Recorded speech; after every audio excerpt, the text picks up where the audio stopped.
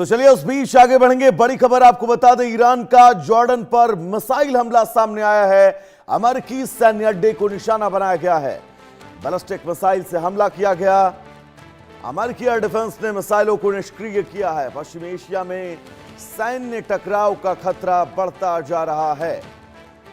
तो पश्चिम एशिया से इस वक्त की सबसे बड़ी खबर, ईरान ने जॉर्डन में मौजूद अमेरिकी सैन्य अड्डे को निशाना बनाते हुए बैलिस्टिक मिसाइलें दागी हैं। अमेरिकी सेंट्रल कमांड के मुताबिक मिसाइलों को इंटरसेप्ट किया गया और अमेरिकी बल हाई अलर्ट पर है। यह मामला ऐसे समय हुआ जब दोनों देशों के बीच तनाव कम करने की कोशिशें चल रही थी। इस घटना के बाद पूरे क्षेत्र में सुरक्षा व्यवस्था और कड़ी कर दी गई है। माना जा रहा है कि इस हमले से अमेरिका और ईरान के बीच तनाव एक बार फिर से अब खतरनाक मोड़ पर पहुंच सकता है। अब दुनिया की नजर वाशिंगटन की संभावित जवाबी कार्रवाई और आगे की कूटनीतिक पहल पर है। तो ये तस्वीर सबसे पहले हम आप तक पहुंचा रहे हैं। जॉर्डन में अमेरिकी बेस को निशाना बनाया गया है। अमेरिका ने भी पलटवार की शुरुआत कर दी है। तो पहली तस्वीर जॉर्डन के उस अमेरिकी सैन्य ठिकाने की जिस ठिकाने पर ईरान ने बैलिस्टिक मिसाइल से हमला किया है, और जिसके बाद दूसरी तस्वीर अमेरिका ने भी ईरान पर हमले के पलटवार का यह सिलसिला दोबारा शुरू कर दिया है। दूसरी तस्वीर में आप बिल्कुल साफ देख सकते हैं, अमेरिका लगातार अब ईरान के कई ठिकानों पर मिसाइल अटैक करता हुआ नजर आ रहा है। तो वहीं पहली तस्वीर, ईरान ने जॉर्डन में स्थित अमेरिकी सैन्य बेस को निशाना बनाया है और उस पर सीधा बैलिस्टिक मिसाइल से अटैक किया। और यह तस्वीर आपको यह बताने के लिए काफी है कि इस वक्त पश्चिमी एशिया में हालात, स्थितियां बहुत ठीक नहीं हैं। तकरीबन 10 दिन की शांति, 10 दिन का संघर्ष विराम, लेकिन यह लगा था स्थितियां ठीक हो जाएंगी। पर यह तस्वीरें इस बात की गवाही दे रही हैं कि मिडिल ईस्ट में, पश्चिम एशिया में फिलहाल यह तनाव अभी रुकने वाला नहीं है, क्योंकि बातचीत का सिलसिला और औपचारिक तौर पर अगर आपसे कहूं तो शुरू हो चुका था। लेकिन इस बातचीत के बीच जॉर्डन में अमेरिकी बेस पर हमला किया गया है ईरान के द्वारा। जो तस्वीर हम आप तक पहुंचा रहे हैं, यह उसी हमले की तस्वीर है, जॉर्डन में अमेरिकी बेस पर ईरानी हमले की। तो वहीं दूसरी तस्वीर, इन हमलों के बाद अब अमेरिका पलटवार कर रहा है और ईरान के कई शहरों को निशाना बना रहा है। ब्रायन हमारे साथ जुड़े हुए हैं तमाम जरूरी अपडेट्स के साथ। ब्रायन, तकरीबन 8-10 दिन इस पूरी खबर पर इस युद्ध के बीच शांति रही, लेकिन अब जॉर्डन में अमेरिकी बेस पर फिर से हमला। अपडेट्स क्या बताइएगा?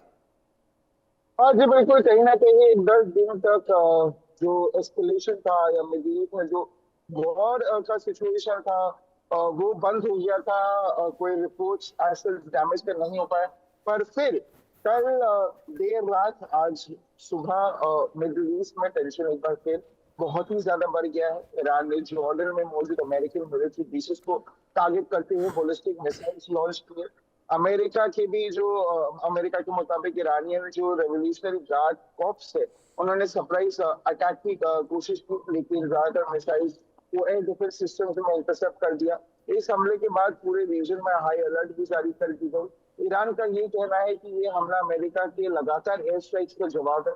दूसरी तरफ अमेरिका ने भी, जो यूएस सेंटकॉम है, उन्होंने भी सऊदी फोर्सेस के मिलकर इराक में जो उनके मुताबिक ईरानियन टेररिस्ट थे उन पे अटैक किया। और ईरान का भी ये कहना था कि अमेरिका ने भी ईरान से जुड़े मिलिट्री टारगेट्स पर अपने एक्शन को और तेज कर दिया और जॉर्डन और आसपास के देशों में सिक्योरिटी भी बढ़ा दी गई, जबकि मिडिल ईस्ट में एक बड़े रीजनल कॉन्फ्लिक्ट का खतरा फिर से बढ़ता हुआ नजर आ रहा है।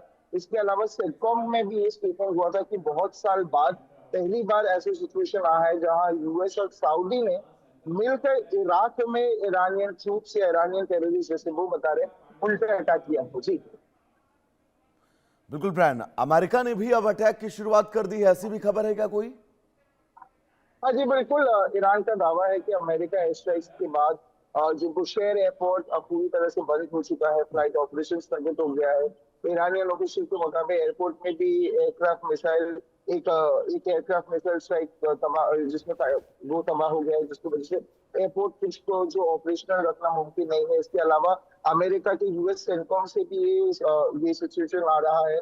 उन्होंने भी स्टेटमेंट दिया था कि उन्होंने भी अटैक्स किए हैं, और सिर्फ बुशेयर एयरपोर्ट ही नहीं बल्कि कई ब्रिजेस, टनल्स, रेल नेटवर्क से दूसरे इंपॉर्टेंट इंफ्रास्ट्रक्चर को भी नुकसान पहुंचने की खबर आई है। अमेरिका का कहना है कि ये उसके मिलिट्री स्ट्राइक टारगेट को निशाना बनाना है, ताकि जो ईरानियन जो डिपोज है, इंफ्रास्ट्रक्चर है मिलिट्री साइड से, उन पर डैमेज के जाए। और जबकि ईरान इसे सिविलियन इंफ्रास्ट्रक्चर पर भी हमला बता रहे हैं, और इस बीच मिडिल ईस्ट में सिक्योरिटी टेंशन जो है, सिचुएशन है, वो ज्यादा सीरियस हो गया, और डिप्लोमेटिक एफर्ट्स के बावजूद कॉन्फ्लिक्ट और बढ़ने की आशंका बनी हुई है। ब्रायन, एक बहुत महत्वपूर्ण बयान डोनाल्ड ट्रंप का याद करिए। आज से 2 दिन पहले उन्होंने कहा था कि ईरान लगातार बातचीत के प्रयास कर रहा है, लेकिन अमेरिका ने ईरान की सैन्य उस रीढ़ को तोड़कर रख दिया है जिसके भरोसे ईरान इतने दिन से आत्मसम्मान और आत्मविश्वास के साथ अमेरिका के सामने खड़ा था। लेकिन ईरान ने जॉर्डन में हमला करके यह साबित कर दिया है कि अभी भी उसके पास मिसाइलों का स्टॉक है और उसकी सैन्य क्षमता को इतना कमजोर ना आंका जाए जितना अमेरिका आंकने की कोशिश कर रहा है। हाँ जी, बिल्कुल। देखिए, अगर डोनाल्ड ट्रंप की स्टेटमेंट को हम फॉलो करें या हम उनकी स्टेटमेंट में गौर करें, उन्होंने ये 2 दिन पहले जरूर कहा था, और ये कल परसों की बात नहीं है, और स्टार्टिंग ऑफ द डे से ये कह रहे थे कि अमेरिका का जो पावर है वो ईरान के ऊपर है। कहीं ना कहीं अमेरिका का एक अपर हैंड है इस एस्केलेशन में। ये भी कहना है कि अमेरिका के पास ज्यादा पावर है, और अमेरिका ने कहीं ना कहीं ईरान को लाचार बना दिया है, उनको होपलेस और हेल्पलेस बना दिया। चाहे उनकी मिलिट्री कैपेबिलिटीज की बात करें, ड्रोन डिपोज की बात करें, एनर्जी की बात करें, ऑयल की बात करें, तो डोनाल्ड ट्रंप का ये कहीं बहुत सारी स्टेटमेंट्स ये रिफ्लेक्ट करती है कि उनके मुताबिक जब ये सीज फायर का भी सिचुएशन बना हुआ था, जब ऐसी बात हो रही थी कि सीज फायर होने वाला, तब भी उन्होंने ये कहा था कि ईरान ने पहल की, ईरान पहले गए, ईरान ने घुटने टेक दी, ईरान ने कहा कि हम समझौता करना चाहते हैं, हम सीज फायर के आना चाहते हैं। पर कहीं ना कहीं ईरान जो IRGC की बात करे, या मुतावजा खमेनी की बात करे, या मसूद पेजेशियन की बात करे, जो ईरान में प्रेसिडेंट है, या ईरानी रेजिम के जो लीडर्स है, उन्होंने क्लियरली मना कर दिया। या हम अब्बास अरागची की भी बात करें, उन्होंने भी क्लियरली मना कर दिया कि ऐसी कोई स्थिति है नहीं, ऐसी कोई सिचुएशन नहीं है, ईरान अभी भी केपेबल है। और उन्होंने ये भी एक्नॉलेज किया था कि ईरान की अगर इकोनॉमिकल ब्रायन, आपको मैं माफी के साथ रोकना चाहूंगा। एक बड़ी खबर आपको बता दें, जिस बात का आप